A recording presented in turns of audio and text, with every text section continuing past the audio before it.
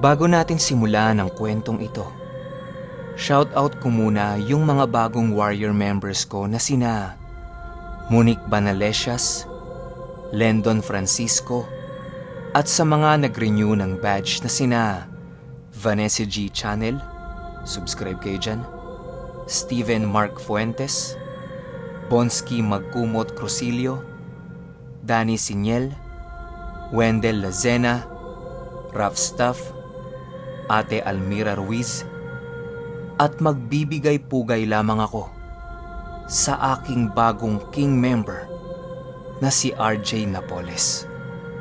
Maraming salamat po sa inyo. Simulan na natin to. Ang kwentong ito ay hango sa totoong buhay. Karanasan ito ng isa sa mga pinsan ko at ng bunso niyang anak na babae na itago na lang natin sa mga pangalang Henry at Lily. Taong 2018, North Matrixville, Caloocan. Itong mga panahong ito, kakalipat pa lang nila Henry mula Manila papunta dito sa Caloocan. Nagkaroon kasi sila ng pagtatalo ng kapatid niyang babae sa dati nilang bahay. Kesa lumala pa ng lumala ang away nila, lumayo na lang itong si Henry kasama ng buong pamilya niya. Bale, 4 sila.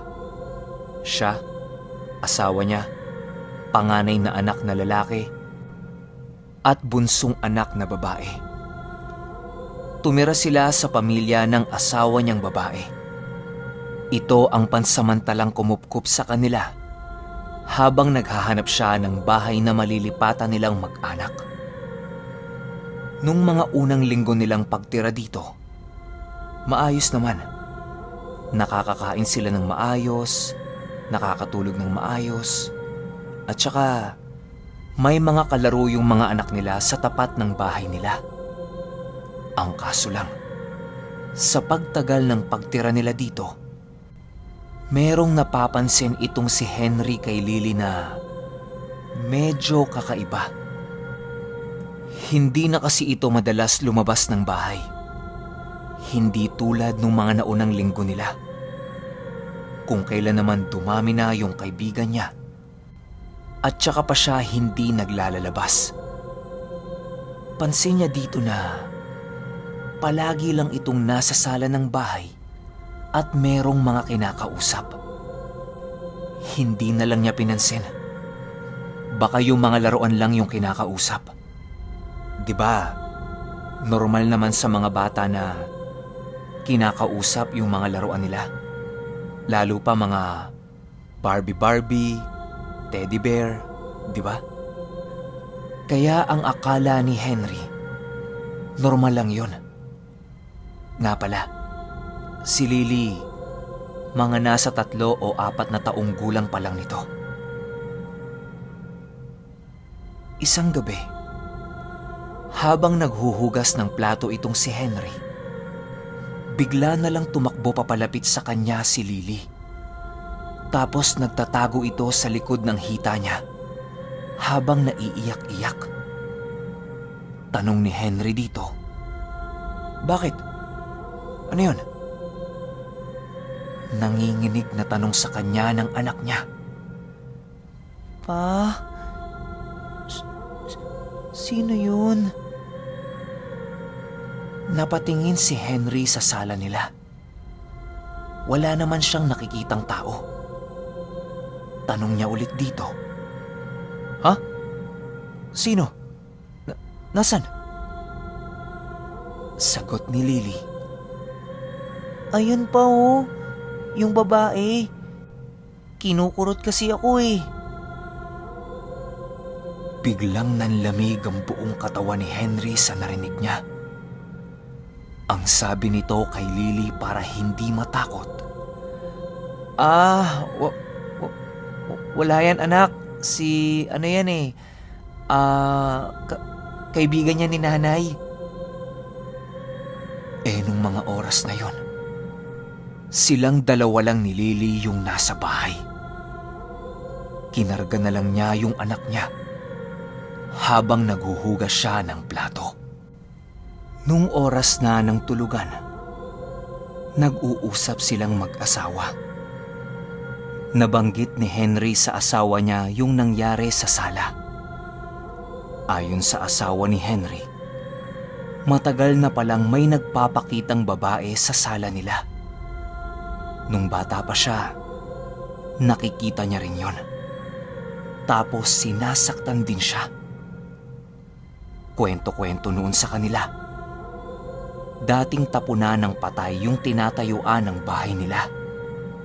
Tapos yung unang tumira doon, nabaliw. Kaya sinunog niya yung sarili niya hanggang sa namatay siya. Ilang taon ding walang tumira sa tinatayuan ng bahay nila. Pero lumipas ang maraming taon. Nung nabili na yung lupa, tinayuan na ito ng bahay at pinarentahan. Ang kauna-unahang nakarenta sa bahay na yon ay yung pamilya nila. Nung marinig lahat yan ni Henry, narealize niya na baka nang hihingi ng tulong yung babae o konting dasal para sa kaluluwa niya. Ang hindi niya lang maintindihan, bakit nananakit yon ng bata? Makalipas ang gabing yon, pansin ni Henry, ilang araw nang iniiwasan ni Lily yung sala. Kapag dumadaan siya doon, tumatakbo pa talaga. Yun bang madaling-madali siya na parang may iniiwasan? Naawa na si Henry sa anak niya. Kasi palagi ba namang takot eh. Sarili nilang bahay tapos takot siya. Ang ginawa niya, kinarga niya yung anak niya tapos kinausap niya ito. Paliwanag niya dito, hindi totoo yung nakikita niya. Pumikit lang siya at mawawala na yon. Kaso lang, hindi niya makumbinsi yung anak niya. Umiiyak ito at takot na nakaturo sa sala. Kinarga ni Henry papalapit sa sala si Lily. Umupo sila sa bangko. Tumitili na si Lily at sinasabi niyang, "Papa, Papa, wag. Nagagalit siya. Uupuan mo siya." Si Henry naman tatawa-tawa pa. Ang sabi niya, "Wala nga yan. Hindi nga yan totoo. Anong magagalit? Baka ako pa ang magalit sa kanya. Paalisin ko pa siya dito." Bigla na lang tinago ni Lily ang mukha niya sa katawan ng tatay niya. Nanginginig ang buong katawan niya pero tumigil na ito sa pag-iyak. Naramdaman ni Henry na para siyang biglang nahilo. Nandidilim ang paningin niya. Nung papapikit na siya, biglang nakita ni Henry ng harap-harapan sa mukha niya yung babaeng binabanggit ng anak niya sa kanya.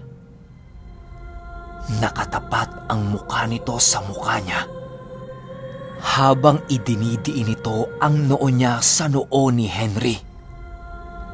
Ramdam na ramdam ni Henry yung init ng mukha nito at amoy na amoy rin niya yung balat nito na parang nasusunog.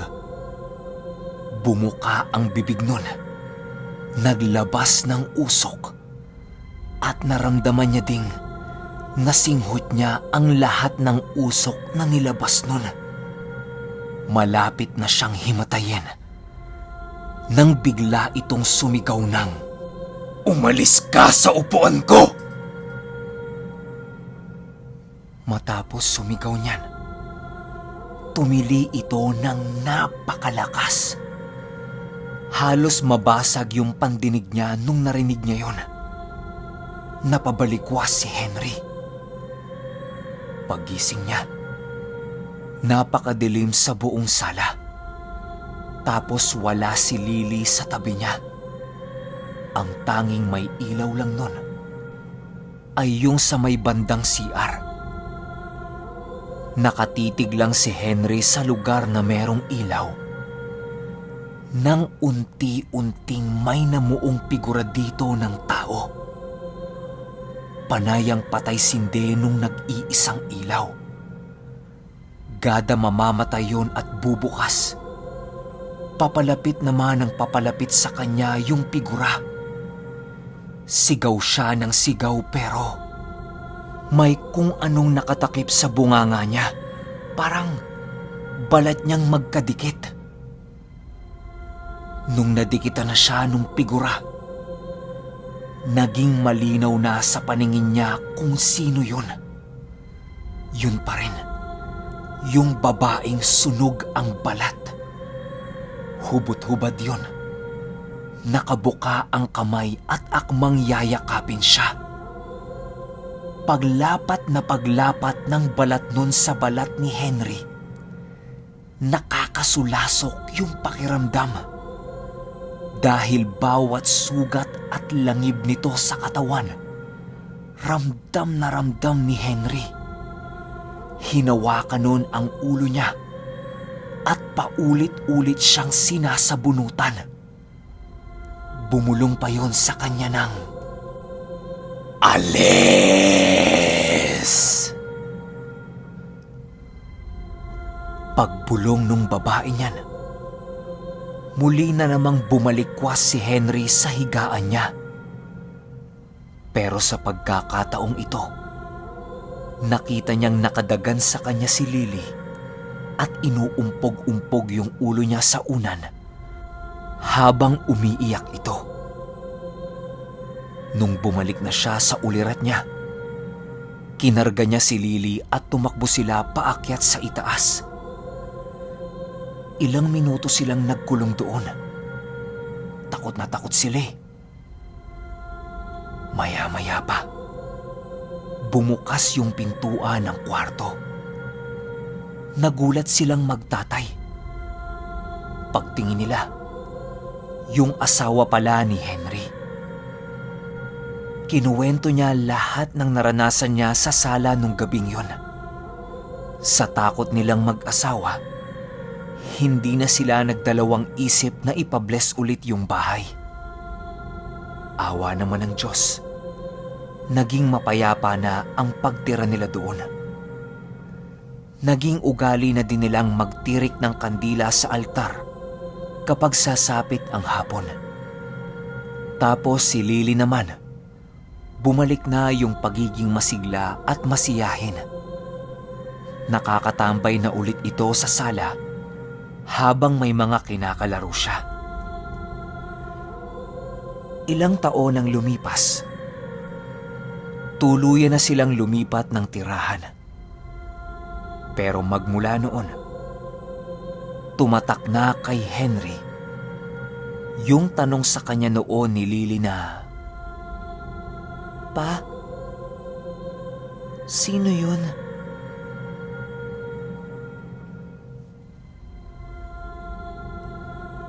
Okay, opinyon ko sa kwento. Simple lang naman, di ba? Kapag may mga ganyang klase ng entity sa bahay ninyo, simpleng dasal at tirik ng kandila lang ang kailangan nila para malagay sila sa tahimik. Ganun lang yung ginawa nila, di ba? Tapos okay na kaagad. Unang-una kasi, wala namang negative energy na nangyayari sa bahay na yon. Hindi naman sila nag-aaway-away. Masayang pamilya naman sila. So, simpleng dasal lang talaga ang kailangan.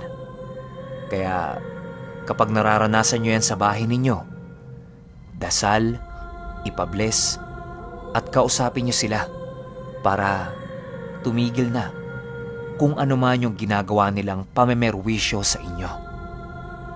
Pero kayo, anong opinyon ninyo sa kwentong ito? I-comment nyo lang sa ibaba. Yun lang. Hanggang sa susunod na kwento. Salamat.